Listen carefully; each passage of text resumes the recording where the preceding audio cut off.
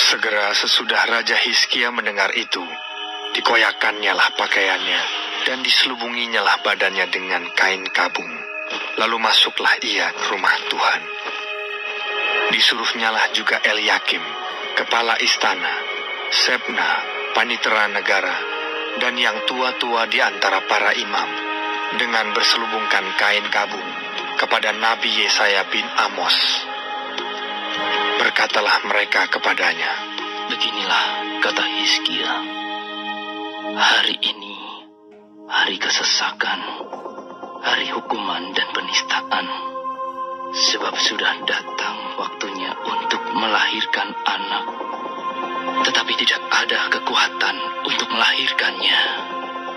Mungkin Tuhan Allahmu sudah mendengar segala perkataan juru minuman agung yang telah diutus oleh Raja Asyur tuannya untuk mencela Allah yang hidup, sehingga Tuhan Allahmu mau memberi hukuman karena perkataan-perkataan yang telah didengarnya. Maka baiklah engkau menaikkan doa untuk sisa yang masih tinggal ini." Ketika pegawai-pegawai Raja Hizkia sampai kepada Yesaya, berkatalah Yesaya kepada mereka, "Beginilah kamu katakan kepada tuanmu. Beginilah firman Tuhan. Janganlah engkau takut terhadap perkataan yang kau dengar, yang telah diucapkan oleh budak-budak Raja Asyur untuk menghujat aku. Sesungguhnya aku akan menyuruh suatu roh masuk di dalamnya, sehingga ia mendengar suatu kabar dan pulang ke negerinya. Aku akan membuat dia mati rebah oleh pedang di negerinya sendiri."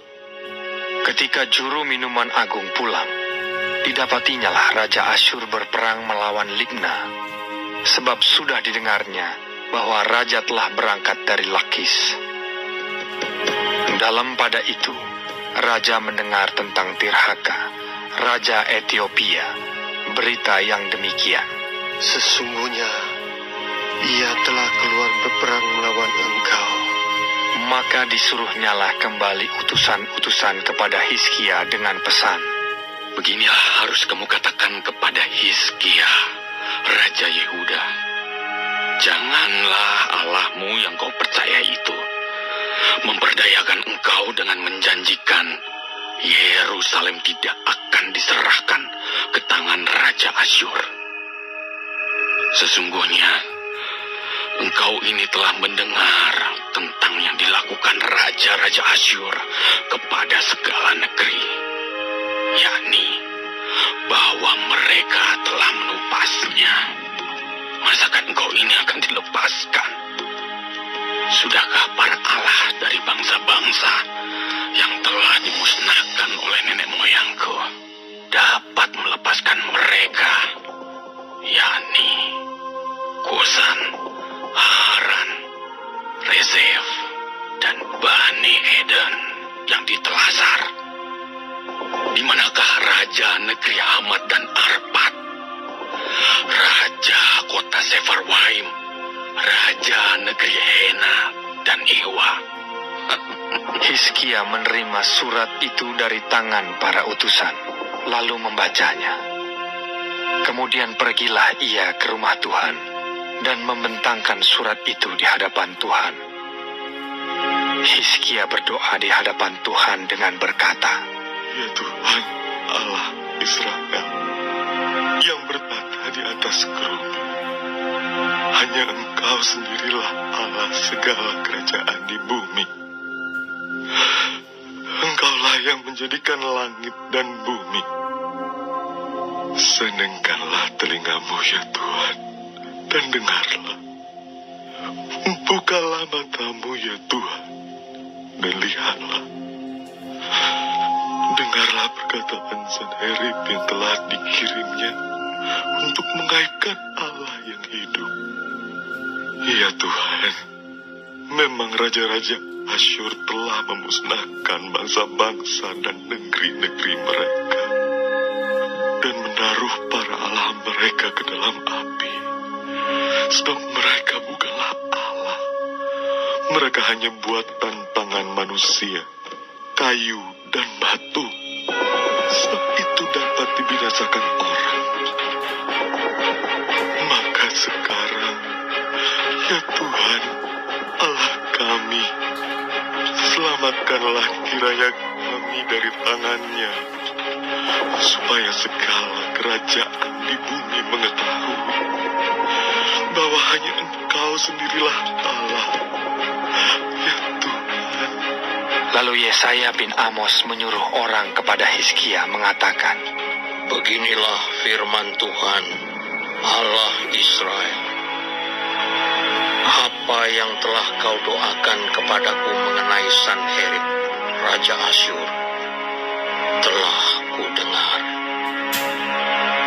Inilah firman yang telah diucapkan Tuhan mengenai dia. Anak Dara, yaitu Putri Sion, telah menghina engkau, telah mengolok-olokkan engkau. Dan Putri Yerusalem telah geleng-geleng kepala di belakangmu.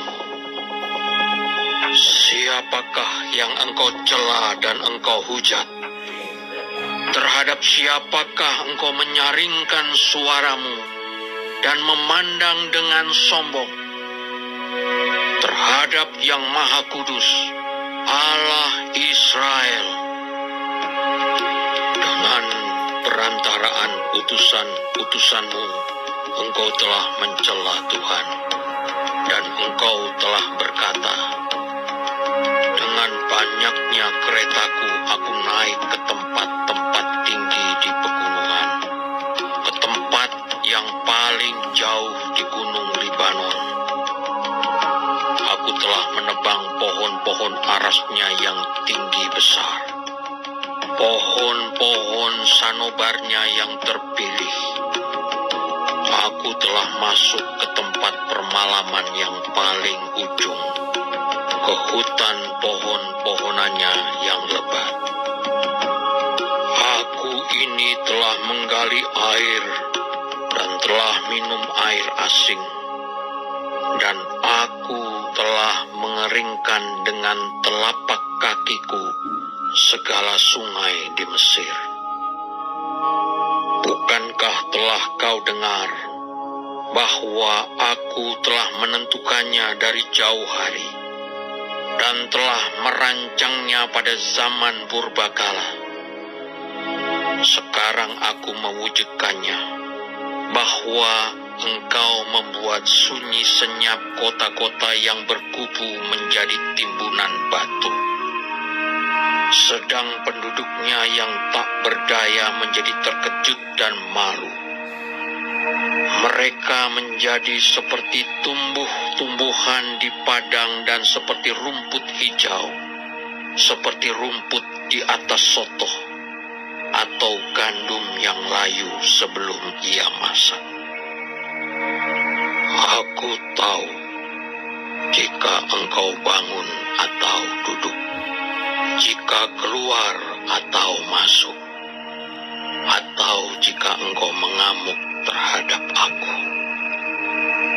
Oleh karena engkau telah mengamuk terhadap aku, dan kata-kata keangkuhanmu telah naik sampai ke telingaku, maka aku akan menaruh kelikirku pada hidungmu, dan kekangku pada bibirmu, dan aku akan memulangkan engkau melalui jalan dari mana engkau datang. Dan inilah yang akan menjadi tanda bagimu, hai Hizkia. Dalam tahun ini orang makan apa yang tumbuh sendiri, dan dalam tahun yang kedua apa yang tumbuh dari tanaman yang pertama. Tetapi dalam tahun yang ketiga menaburlah kamu, menuai, membuat kebun anggur dan memakan buahnya. Dan orang-orang yang terluput di antara kaum Yehuda, yaitu orang-orang yang masih tertinggal, akan berakar pula ke bawah dan menghasilkan buah ke atas. Sebab dari Yerusalem akan keluar orang-orang yang tertinggal, dan dari Gunung Sion orang-orang yang terluput. Kiat cemburu Tuhan semesta alam akan melakukan hal ini. Sebab itu beginilah firman Tuhan mengenai Raja Asyur. Ia tidak akan masuk ke kota ini dan tidak akan menembakkan panah ke sana. Juga ia tidak akan mendatanginya dengan perisai dan tidak akan menimbun tanah menjadi tembok untuk mengepungnya. Melalui jalan dari mana ia datang, ia akan pulang. Tetapi ke kota ini ia tidak akan masuk. Demikianlah firman Tuhan. Dan aku akan memagari kota ini untuk menyelamatkannya. Oleh karena aku dan oleh karena Daud hambaku. Maka pada malam itu, keluarlah malaikat Tuhan, lalu dibunuhnyalah 185.000 orang di dalam perkemahan Asyur. Keesokan harinya pagi-pagi, tampaklah semuanya bangkai orang-orang mati belaka. Sebab itu berangkatlah Sanherib, Raja Asyur, dan pulang, lalu tinggallah ia di Niniwe. Pada suatu kali ketika ia sujud menyembah di dalam kuil Nisroh, Allahnya, maka Adramelech dan Sarezer anak-anaknya membunuh dia dengan pedang. Dan mereka meloloskan diri ke tanah Ararat. Kemudian Esarhadon anaknya menjadi raja menggantikan dia.